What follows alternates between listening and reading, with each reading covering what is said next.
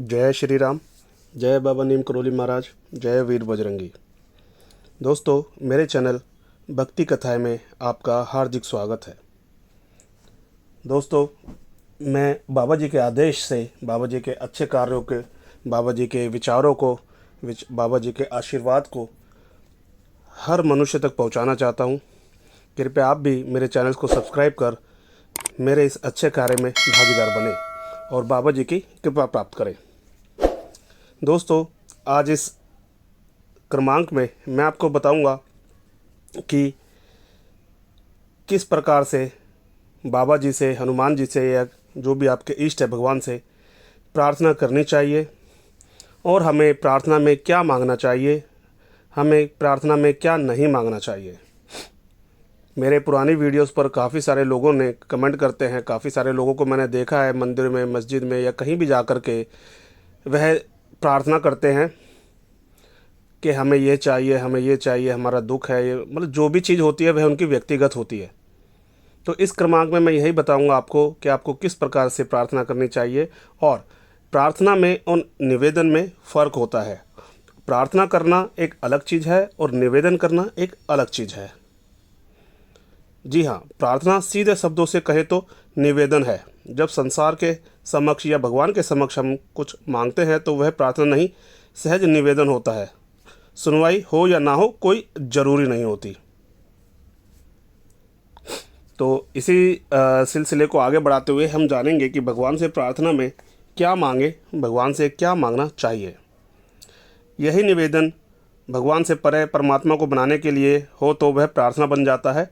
सच्चे दिल से करो तो उसके दरबार में सुनवाई जरूर होती है।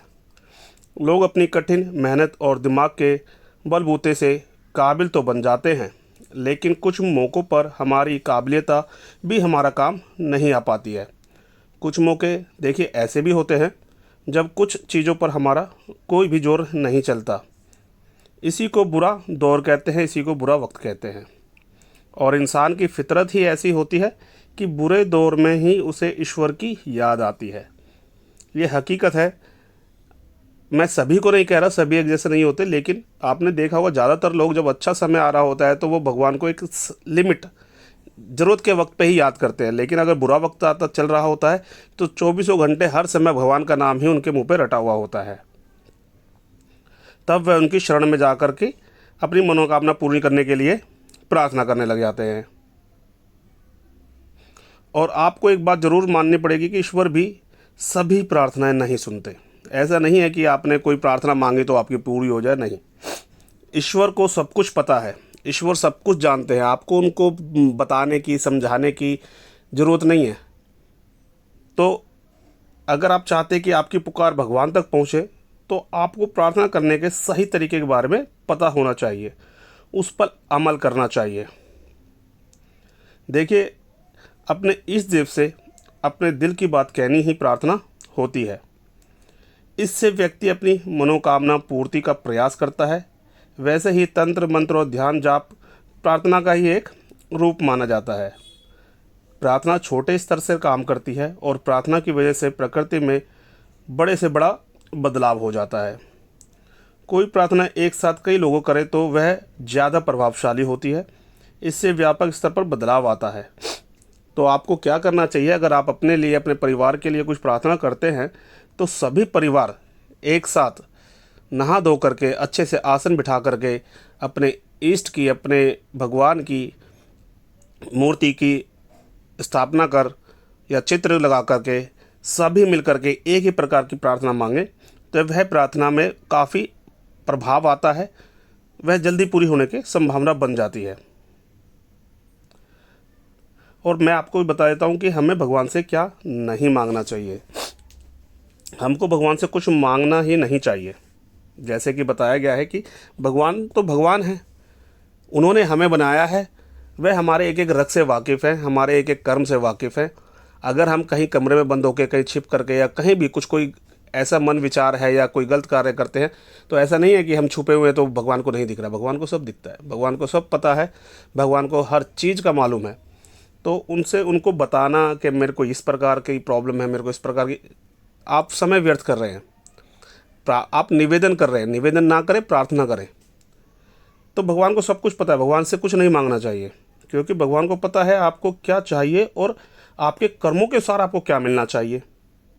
अच्छे कर्म करिएगा तो दूसरे के लिए भी करियर करिए। अगर आप अपने लिए कुछ अच्छे कार्य कर रहे हैं तो दूसरे के लिए भी अच्छे कार्य करिए। यह कर्म भगवान को अर्पित कर दीजिए, अपने अच्छे कार्य सभी के सभी भगवान को अर्पित कर दीजिए, सब सही होने लग जाएगा। भगवान से दूसरे के लिए बद्दुआ कभी भी नहीं मांगनी चाहिए, दूसरों के लिए कभी भी ईर्ष्या अपने मन में नहीं लानी चाहिए। सभी का भले के लिए आपको प्रार्थना करनी चाहिए। जैसे कि बताया है कि भगवान कभी भी आपकी मांगी हुई चीज़ नहीं देंगे, वो तो यह देखेंगे कि आपको क्या ज़रूरत है, आपको यह किस चीज़ की ज़रूरत है और आपको कितनी ज़रूरत है, और आपके कर्मों के हिसाब से कैलकुलेशन करके वह देखते हैं कि आपको क्या मिलना चाहिए, क्या नहीं मिलना चाहिए। तो इसीलिए निस्वार्थ भाव से उनसे प्रार्थना करो। जिस चीज़ की आपको कोई ज़रूरत नहीं है उसके बारे में प्रार्थना करके, निवेदन करके कोई फ़ायदा नहीं है। बस जो आपके लिए ज़रूरी होगी, जो आपके लिए अच्छा होगा, भगवान वो आपको ज़रूर देंगे। अब मैं बताता हूँ कि मन ही मन में आपको भगवान से क्या बातें करनी चाहिए, भगवान से क्या मांगना चाहिए, आपकी प्रार्थना कैसी होनी चाहिए। पहला है कि हे प्रभु, मेरी इच्छा कभी पूर्ण ना हो, सदैव आपकी ही इच्छा पूरी हो, क्योंकि मेरे लिए क्या सही है, क्या गलत है, ये मुझसे बेहतर आप जानते हैं। दूसरा है, हे मेरे प्रभु, मेरे मन, कर्म और वचन से कभी भी किसी का थोड़ा सा भी दुख ना पहुँचे, यह कृपा मुझ पर हमेशा बनाए रखें। तीसरा है, हे प्रभु, मैं कभी न पाप करूं और ना होते हुए देखूं और ना सुनूं। मैं किसी भी पाप का बिल्कुल भी भागीदारी ना बनूं और ना ही कभी किसी के पाप का बखान करूं। चौथा है कि हे प्रभु, शरीर के सभी इंद्रियों से आठों पहर केवल आपसे प्रेम भरी लीला का ही आस्वादन करता रहूं, आपका नाम ही जपता रहूं। पांचवा है कि हे प्रभु, प्रतिकूल परिस्थितियों में भी आपका मंगलमय विधान देख सदैव प्रसन्न रहूं।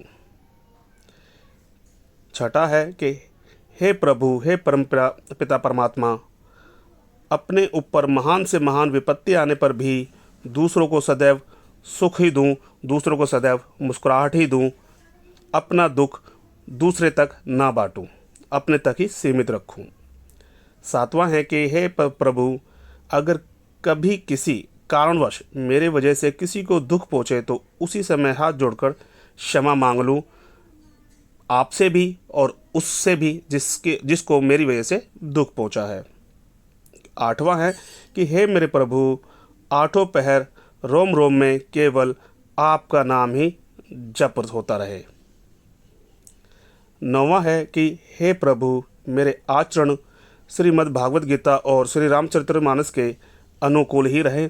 मेरे जीवन हमेशा सकारात्मकता रहे, नकारात्मकता चीज़ें मेरे जीवन से निकल जाए, मेरे अंतर्मन के सभी विचार शुद्ध हो जाएं। लास्टवा है कि हे प्रभु, हर हाल में मुझे आपका ही दर्शन हो।